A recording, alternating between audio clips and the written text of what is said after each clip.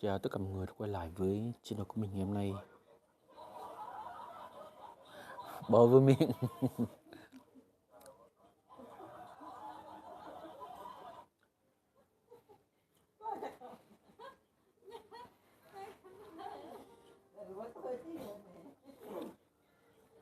Bây giờ là 10 giờ rưỡi. Còn khoảng 1 tiếng rưỡi nữa là tới thời khắc giao thừa. Giao thừa. Đi khắc lại bây giờ. Vui à.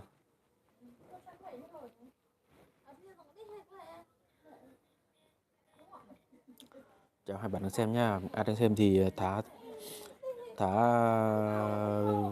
để lại comment để cho mình biết nha.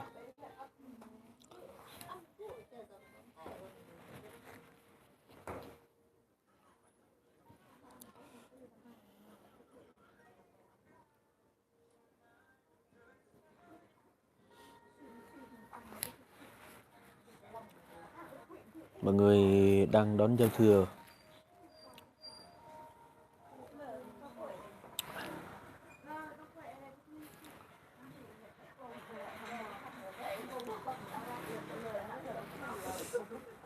Tối nay có vẻ ít người xem quá.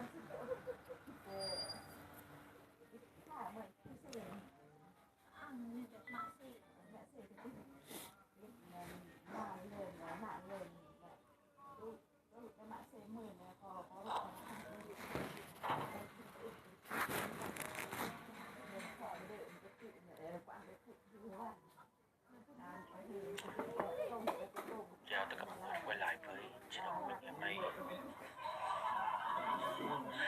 Bò với miệng.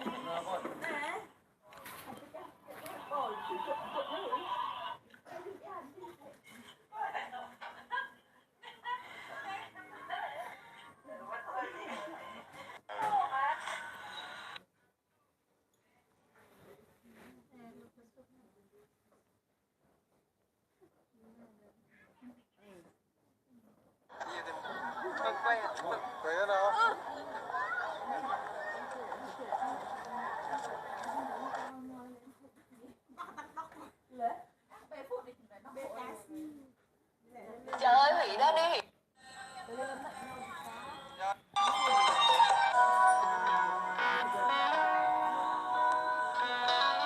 Với mình thì Blur the Chanel nó giống như một Chào các bạn đang xem nha. Hello.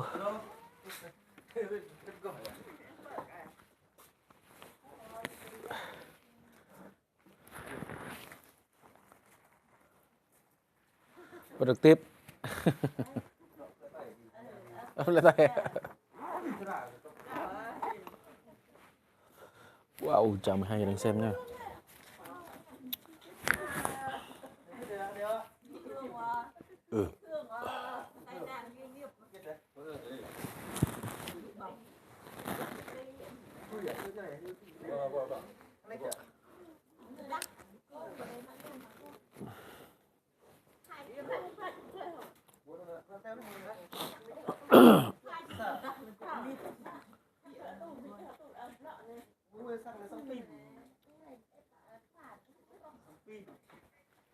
Mọi người đang làm gì? Có ai đang đi chơi không? Tại mình đang ở nhà thôi. Ở nhà cũng vui mà. Wow, chào 20 người đang xem nha.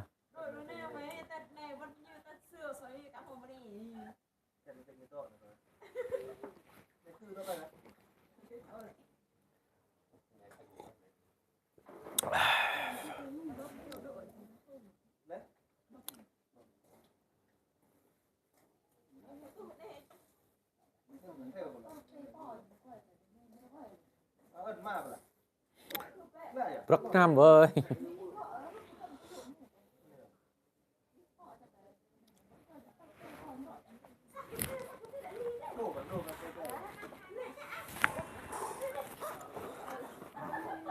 Nhạ giờ.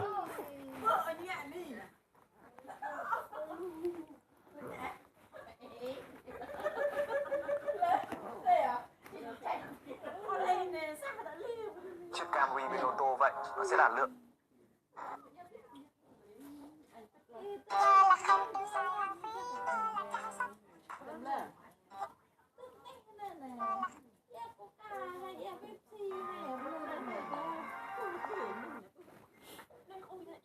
Cảm ơn bạn thả tim nhá. Giờ ai xem like thì để lại bình luận nhá.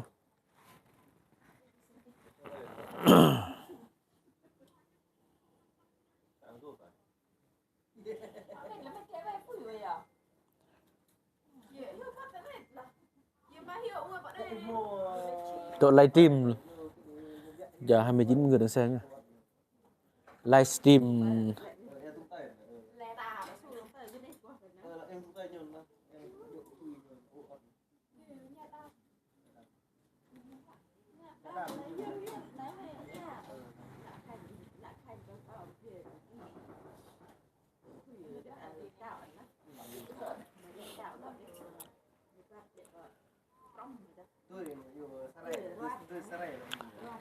biết livestream tới 12 giờ đây có thấy pháo hoa không?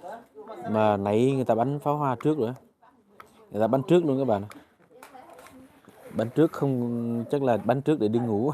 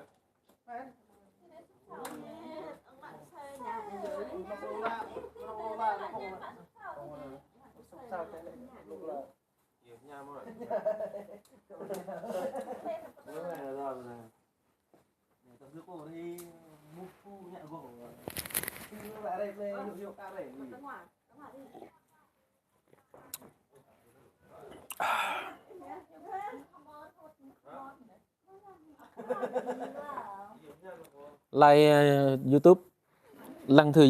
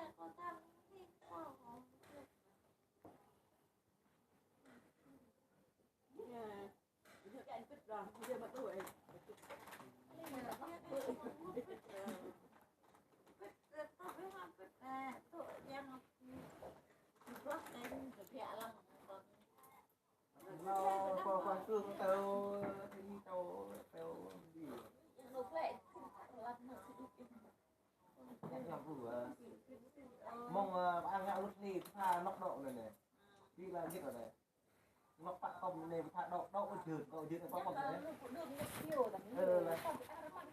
ăn tê rock này này nhưng ngại biết bao tạ con tương mô rồi pha vị đi chào Hoàng Yến nha. Chào Yến Hoàng.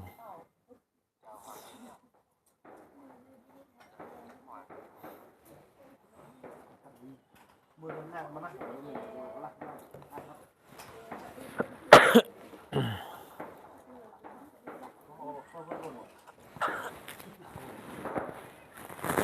chưa kịp cắt tóc luôn mà.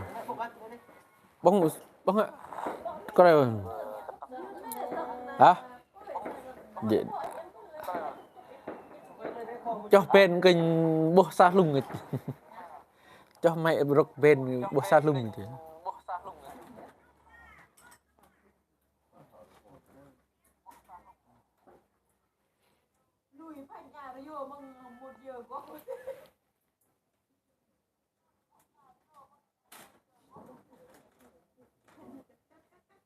chào HP Trình nha.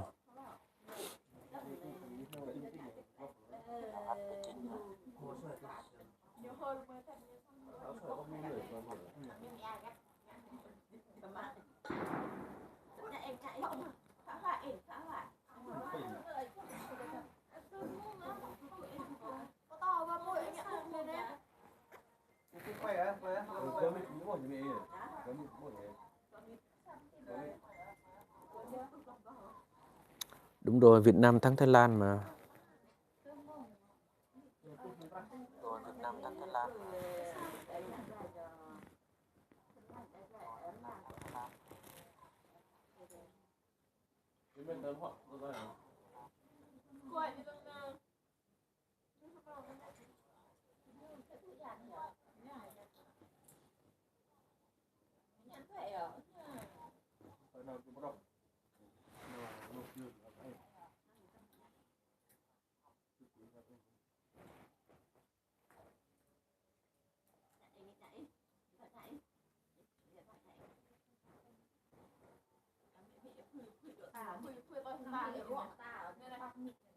Cảm ơn HP Trình nha.